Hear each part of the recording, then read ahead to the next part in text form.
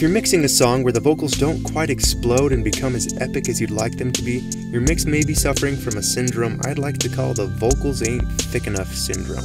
Here's an example of the syndrome. Somebody stole my chicken nuggets, now they're gone, gone, gone, gone, gone. And here's how the vocals sound after using some of the tricks I'll show you in this video. Somebody stole my chicken nuggets, now they're gone, gone, gone, gone, gone.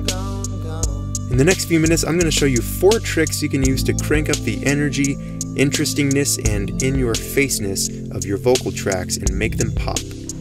Okay, so for this particular song, I've got just one lead vocal track to work with here. And it sounds fine in the verses, but when the chorus kicks in, it leaves a little something to be desired. So I'll show you what I'm talking about. Here is the verse of the song.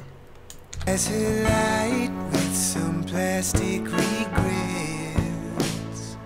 these neon lights burn the buildings they dread. Alright, so it sounds totally fine. The rest of the instruments are all kind of mellow, so the vocals stand out enough. They don't really need to do anything crazy. But when the chorus kicks in, vocals kind of get drowned out, lost in all the other instruments that kick in. You store the stars rising up above. They store the stars rising up above. Okay, now it does sound fine. You can still hear the vocals, but it'd be nice to just have a cool extra layer of vocals in there to really make them stand out instead of just kind of be some other element of the mix. So the first trick I'm going to show you to do would be to do a double take of the track that you want to have that effect for. So unfortunately for this, I've only got this one recording of the lead vocals. I don't have any other ones from the recording session, so I can't just layer one other recording on top of another. But this is something that I can do, is particularly because I want to make the chorus stand out. The chorus is repeated 3 times in the song, so I can just go to another chorus and cut out and copy the vocals from a later chorus and put it in this previous chorus. So let's do that. I've got this chorus right here, and I'm gonna chop it up and copy it to this blank track. I just hit Shift and Alt. You hold down Shift and Alt and then you drag it and it copies it, or you can just right click it, copy, paste. So I've got this from the second chorus, and I'm going to line it up with the first chorus, and you'll notice that it's pretty darn similar because it's, you know, essentially the same part. So let's hear what it sounds like now to add that other chorus in. You store the stars rising up above.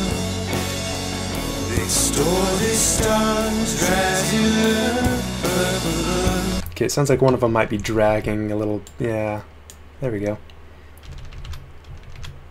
They store the stars rising up above. So he just lifts it just a little bit, makes it just stand out a little bit more. Let's hear it again without.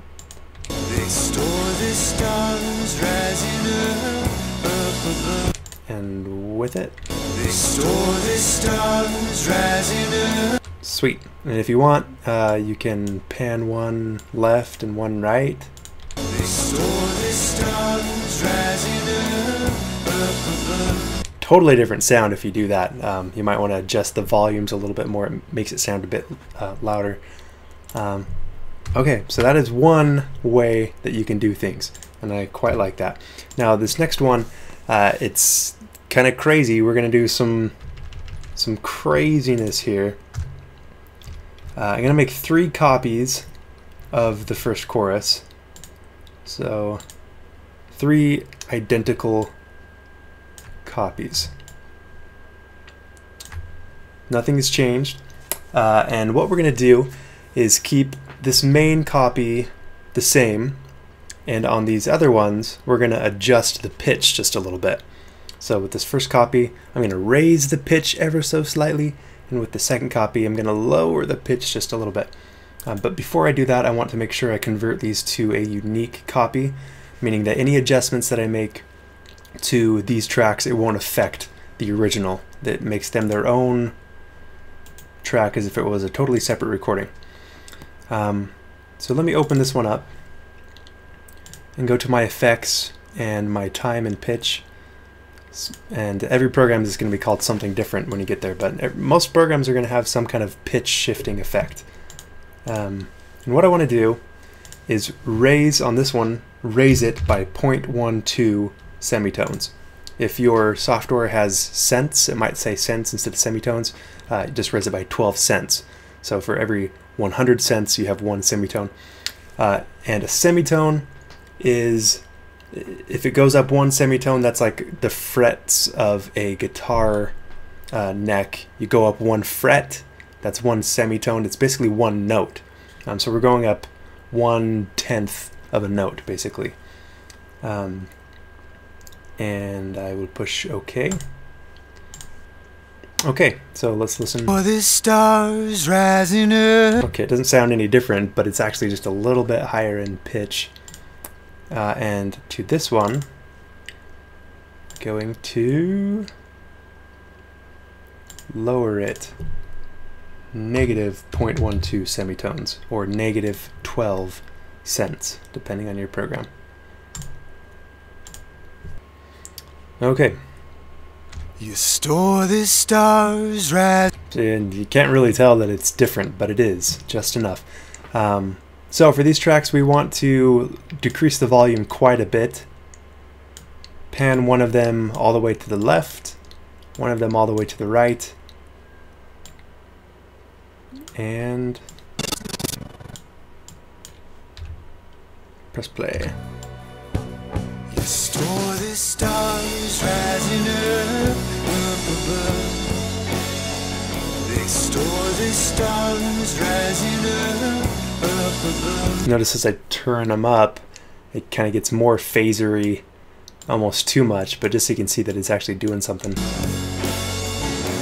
I see scars when I look at you. That's actually pretty cool. I don't know if I want that much in there, so I might turn these down a bit. Another thing that I'm not going to take the time to do here, but you can add just a little bit of echo on each of these tracks, so it kind of just makes them sound a little bit more distant and kind of eerie.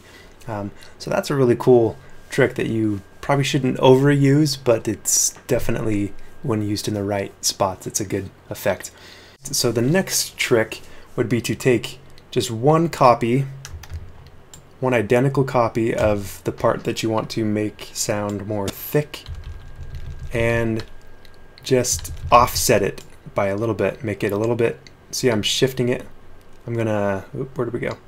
So I'm gonna make it, I'll shift it a little bit to the left, or you can do a little bit to the right, so that they don't play at the exact same time. One is gonna play a couple milliseconds before the other one, and that also gives you kind of a thick chorus effect. So let's hear what that sounds like. You store the stars rising up, up above. They store the stars rising up, up above. So that's all I've done is copied it, shifted it a little bit to the left. You saw it was just barely that I did that, so let's hear the difference without it. So just the normal chorus, and then I'll add it in halfway through. You store the stars rising up, up above. Okay, now here it is. They store the stars rising up, up above. Now again, if you want, you can do one panned all the way left, one panned all the way right. You store the stars rising up, up above. They store the stars rising up, up above. And you're going to have to mess with the volumes on each of them, because the one that comes first, the track that appears first, is going to be perceived as louder than the other track. So you might just want to adjust those a little bit. And finally, the last trick that you can do is even more simple than any that I've shown you, and that is simply adding a chorus effect to the track itself. Like most programs in their effects that you have available, you will have, in my program it's called modulation, but there's a chorus, a flanger, or flanger, I don't know how you say that, or a phaser. So I'm just going to single out this. We've got this track here, and I'm going to just add a chorus effect to it. So for this particular clip, I want modulation chorus. It's going to be quite different with every program. With mine, Adobe Audition, you can select how many voices are basically being heard. Let's do 3.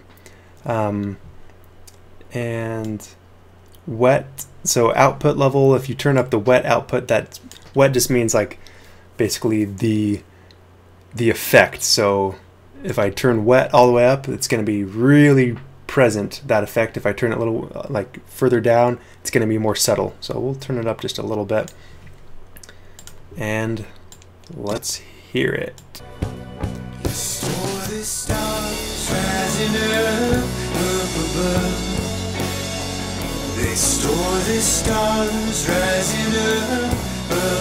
See, that was simple enough. You just add the chorus effect to the track itself.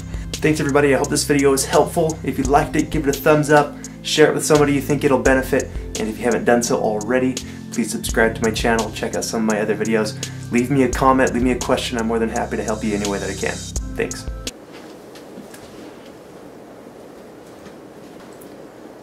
Can you shut the door real fast? Just so I'm not embarrassed. I want to watch. Mm-mm. Please? You'll watch the video. Please, can I watch it? I'm just lip syncing. Please? Okay. If you hate it, then you can do it again. And It's embarrassing, but we'll do it.